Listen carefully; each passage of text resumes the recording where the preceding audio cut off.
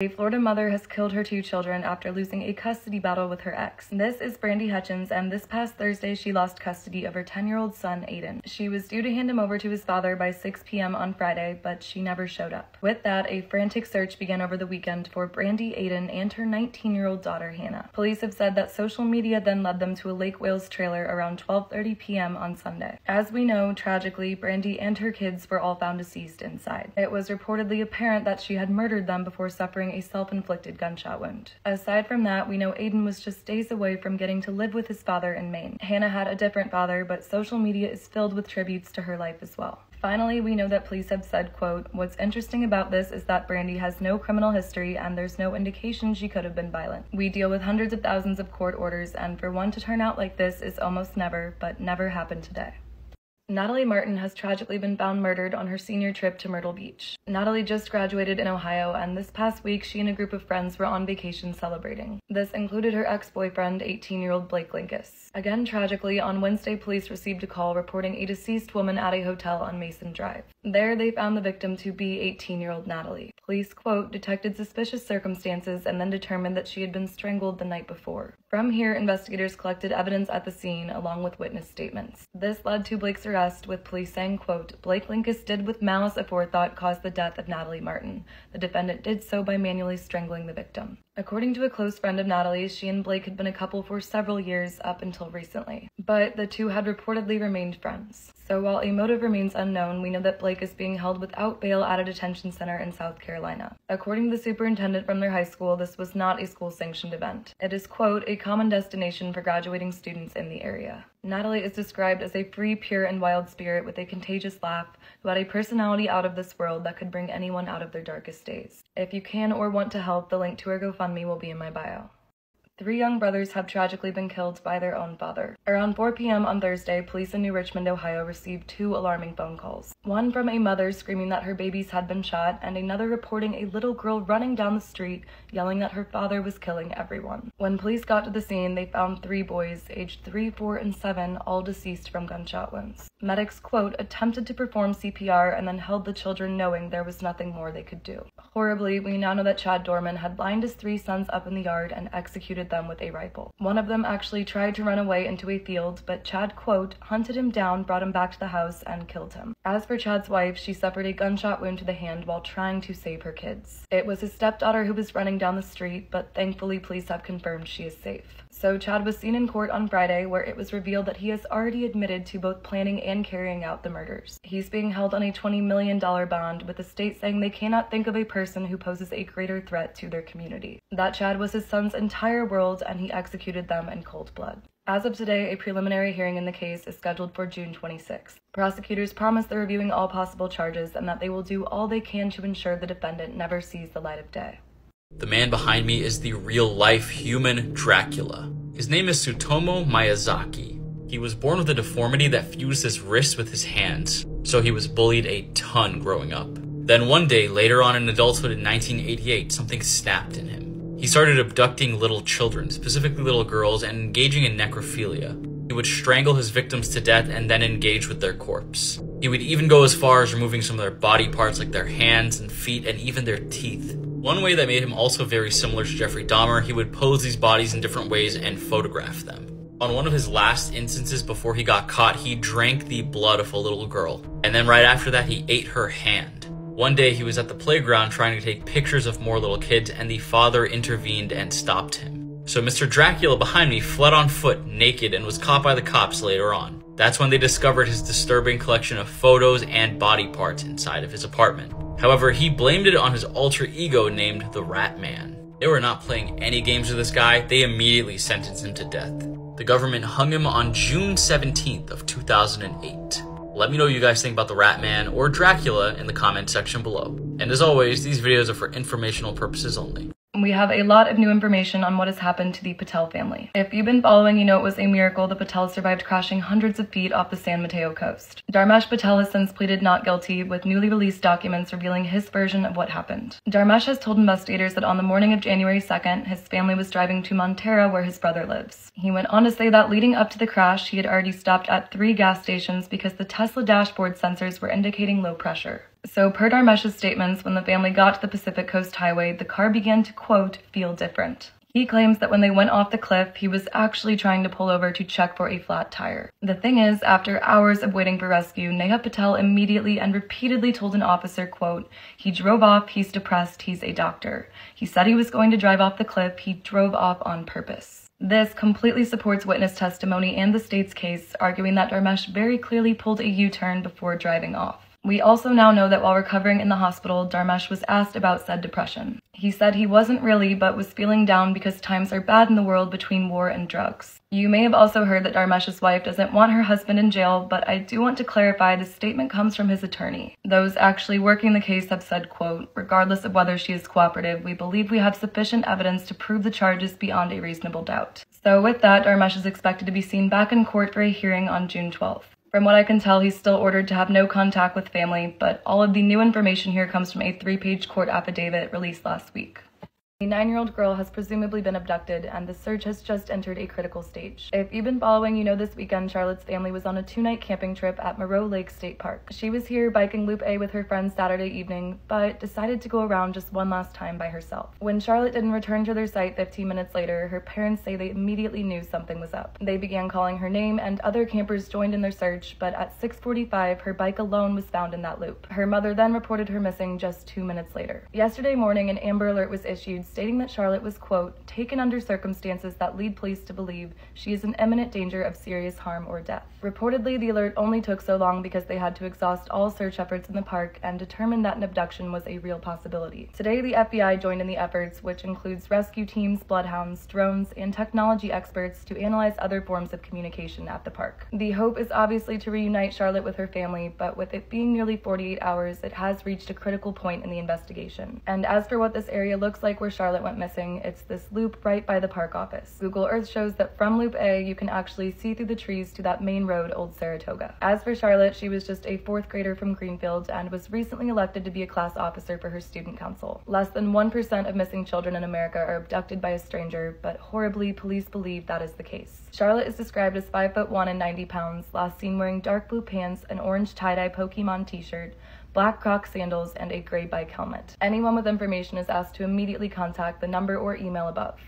Jared Bridegan's ex-wife has finally been charged with his murder. If you know Jared's case, you know he was a Microsoft executive living in Jacksonville with his wife and 4 kids. 2 of those kids are twins he shared with his ex-wife Shanna, who divorced him after she cheated with her personal trainer. It had reportedly been an ongoing custody battle for years. We now know on February 16th, Jared was driving home from a custody exchange at Shanna's when he came across a tire in the middle of the road. He had his 2-year-old Bexley in the back seat, and his killer knew he would get out to clear the roadway. He was immediately shot to death at close range. That night, Jared's wife Kirsten, his ex-wife Shanna, and her new husband Mario would have been the only people to know his route. But when the first arrest came in the case 8 months ago, it was a man named Henry Tienon. As it turns out, Henry was renting a room from Mario in Jacksonville just before the murder, and with that it became clear they had hired him to kill Jared. Come March, Mario too was arrested for his role in the case. And then this week, Shanna was too. She's charged with first-degree murder, conspiracy to commit first-degree murder, and child abuse as she put Bexley in harm's way. She was indicted on Friday, and in a rare move is actually fighting her extradition back to Florida from Washington. And if you've been following this case, you know this arrest was a long time coming. After Jared was killed, Shanna kept the twins home from his funeral and then moved them across the country to Washington. Since then, she has not once allowed them to see their siblings or Kirsten. As for what will happen to the twins, Kirsten very clearly wants to be reunited, but I don't know. This is the statement from Shanna's parents, the ones who went on vacation with Shanna, Mario, and the twins just after Jared was killed. For more details, updates, and what's going on with the twins, you can go to this page that Kirsten has made, Justice for Jared B. Hammer coined the phrase, "You can't make this stuff up," might have known the story of real-life boogeyman, Albert Fish. A slight, elderly man with grey hair, no one suspected the kindly single father of being sadistic child murderer and cannibal. The man accused of kidnapping and murdering Anaya Blanchard has pleaded not guilty. If you don't know, in 2019, Anaya was abducted from an Auburn gas station. Witnesses saw this man force her into her vehicle, but he maintains his innocence. We now know that on October 23rd, Anaya and her brother had made the 2-hour trip from college to visit their family in Homewood. She dropped her brother off back in Auburn around 11, and then at 11:09 texted her roommate that she was almost back to their place. The thing is, we now know that Anaya didn't go straight home. Shortly after sending that message, she was seen on surveillance footage at a Chevron gas station. Right behind her was convicted felon Ibrahim Yazid. By 11:40, Anaya had messaged her roommate again, saying that she was hanging out with this guy named Eric who she had just met. Then at 11:47, her phone activity just stopped. It was all completely out of character. When Anaya didn't come home that night, everyone just knew something was wrong. 2 days of searching went by, and then on the 25th, Anaya's Honda CR-V was found abandoned in Montgomery. There was a bullet hole in the passenger side door and enough blood to suggest she'd suffered a serious injury. So at this point, foul play was already suspected. Authorities released a photo of their suspect on the 6th, and the following day he was identified as 29-year-old Ibrahim Yazid.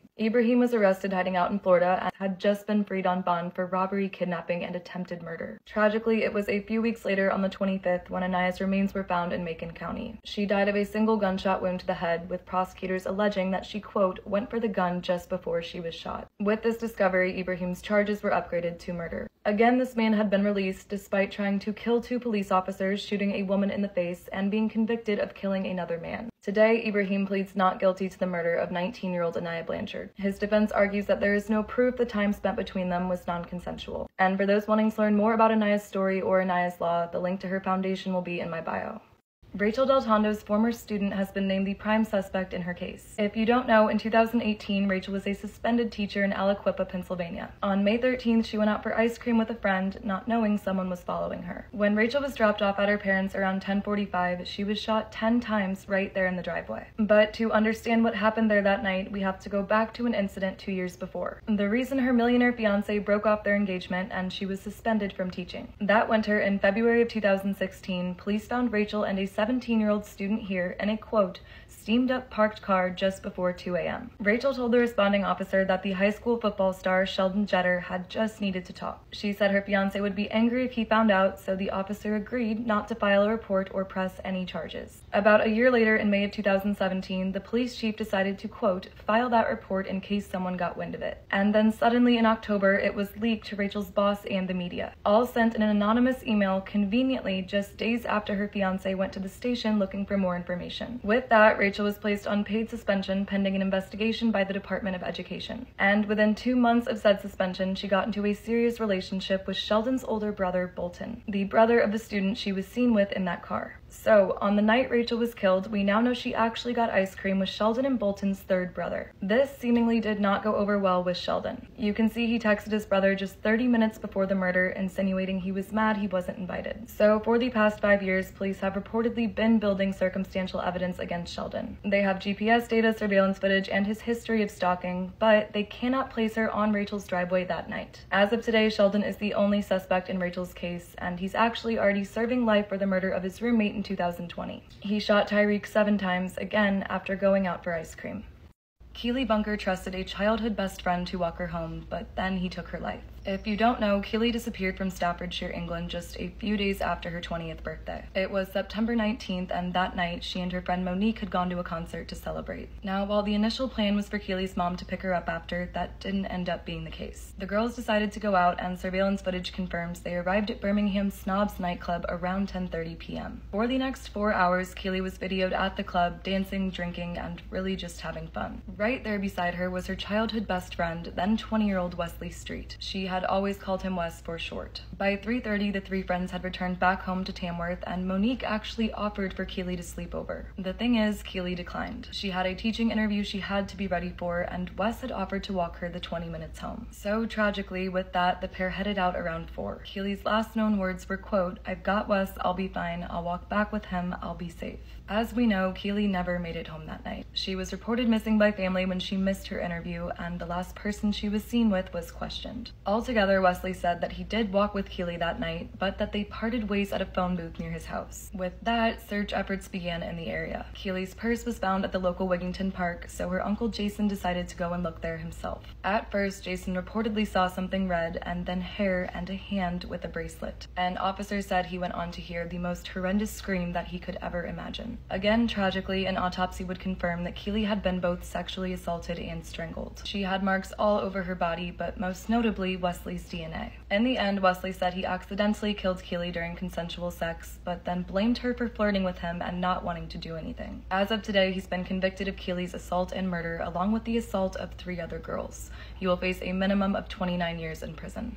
We finally have updates in the case of 10-year-old Lily Peters. If you've been following, you know the 4th grader was last seen with her cousin, biking home from her aunt's house in Chippewa Falls. It was only a half mile and she'd done it many times before, but when she didn't make it back, her dad reported her missing. We now know that on April 24th, Lily's 14-year-old cousin had already planned to assault and kill her. According to Carson himself, he was riding his hoverboard alongside Lily when he persuaded her to leave the trail and explore the surrounding woods. He says that after she agreed, he punched her to the ground, hit her with a stick, and then strangled her until she was no longer alive. He then assaulted her and fled the area. Now from here, Carson reportedly went back to his mom's, which, to clarify, is Lily's aunt's house where she was last seen. He reportedly took a shower and changed his clothes, and then learned that his cousin had been reported missing. He actually went back to the crime scene to hide her better, but by 9 a.m. a searcher found her body. With Carson's arrest, his family has maintained that he became depressed after his dad went to prison for possessing horribly explicit material. This is actually a letter his dad wrote to a judge requesting unsupervised visits,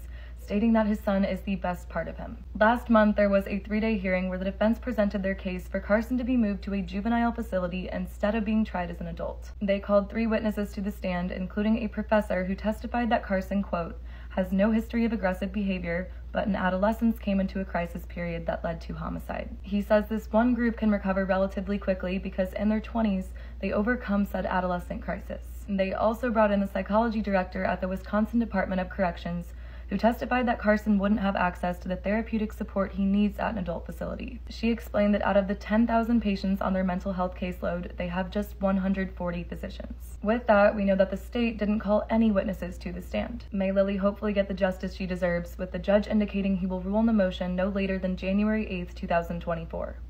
Suitcase killer Heather Mack has officially pleaded guilty to her mother's murder. If you know the case, you know the heiress was 18 and pregnant when she killed her mom on their vacation to Bali. She served 7 years for the crime, but now she's back in Chicago facing charges that she planned it there with her boyfriend. We now know that in 2014, Heather's socialite mother had forbidden her from dating Tommy Schaefer. She reportedly even moved Heather to Gold Coast to steer her in the right direction, but that didn't stop her from getting pregnant with his child. Instead of being upset with her daughter, Sheila then came up with Bali as a way for them to reconnect, and really to get through everything between them since her dad died. This included more than 80 calls to police for domestic violence between the mother and daughter. So in early August, Sheila booked 2 first-class seats to Bali's 5-star St. Regis. The place was beautiful and things were seemingly going well, but then about 10 days in, she couldn't find Heather anywhere. When Sheila talked to the front desk, she learned that her daughter was actually still there in the hotel, staying in a second room that she was paying for under the name Tommy Schaefer. Instead of apologizing to her mother that night, Heather planned the unthinkable. The next morning, on August 12th, Tommy showed up to the room with a glass fruit bowl. He bludgeoned Sheila to death with it, and she tragically asphyxiated on her own blood. From here, the couple shoved Sheila into a suitcase, put that in the back of a taxi, and tried to check out of the hotel. The thing is, they couldn't. They actually fled and left the suitcase behind, with the taxi driver taking it to the police station. With the discovery of Sheila's body, a pursuit began for the media's new Bonnie and Clyde. They were tracked down to a local hotel, and while they would paint Sheila as the bad guy, cell phone evidence led to a motive: a $1.5 million trust fund. In the end, Tommy and Heather narrowly escaped the firing squad, sentenced to 18 and 10 years. The judge actually cited leniency for Heather because she was pregnant. As we know, Heather served just 7 years of her sentence and has since pleaded guilty to conspiring to kill here in the US. She says she's already done her time and hopes to serve between 0 and 15 years, with her sentencing scheduled for December. Sometimes true for stranger than fiction. The case of Richard Trenton Chase is a story which even the most depraved horror writer would struggle to create. Over the course of 4 weeks spanning across 1977 and 1978, Richard Chase took the lives of 6 innocent victims in Sacramento, California. His murders gradually progressed in violence, beginning with drive-by shootings and culminating in acts of cannibalism. With the prime suspect's extradition to the US, this is what we know about what happened to Natalie Holloway. In May of 2005, 124 classmates and 7 chaperones made the trip from Alabama to Aruba. They left just 2 weeks after senior prom on May 26th and returned on May 30th. Except for Natalie. Natalie never got to live out her full ride to Alabama or pursue med school because just moments after this photo was taken, she disappeared. That night was a Sunday and the group's 4th night at the Holiday Inn. They again spent it drinking and having fun, but this time at local restaurant Carlos and Charlie's. So this is Natalie again there on the left, where she danced up until close at 1 a.m. At that point, most of the group headed back to the hotel, but she was seen getting into a car with 3 guys she'd met the night before. Joran Vandersloot, a Dutch international student, along with 2 local brothers, Deepak and Satish. Come the following morning, Natalie's friend found that she hadn't returned to their room. They thought maybe she'd slept in another one, but then she missed the flight. One chaperone stayed back to wait for her, while another broke the news to her family. By nightfall, Natalie's loved ones had arrived to Aruba on a rented jet. They got word from Natalie's friends that she'd left with these guys, so they asked a woman at the hotel if she knew him. She did, and within 4 hours, the family had provided police with Yuran's full name and address. So while Yuran initially told police that he didn't know Natalie, he then said he'd taken her to the local lighthouse because she wanted to see sharks. From here, he's actually told several versions of events. That he dropped her off at her hotel, that she started convulsing on the beach, or that he sold her into trafficking. Unfortunately, local authorities had made up their mind. No charges stuck, with the Deputy Chief Police of Aruba saying, quote, "We feel strongly that she probably went into shock or something happened to her system with the alcohol, and she just collapsed." So with that, Yuran quietly went back to school, and in 2010, falsely told Natalie's family that he would take them to her body for $25,000. He took that money and flew to Peru, where he met and murdered 21-year-old business student Stephanie Flores. He was convicted and sentenced to 28 years, which leads us to today. Last week, Peru approved Yuran's extradition to the US, where he will come to face fraud charges. His lawyer is reportedly worried will tack on charges directly related to Natalie.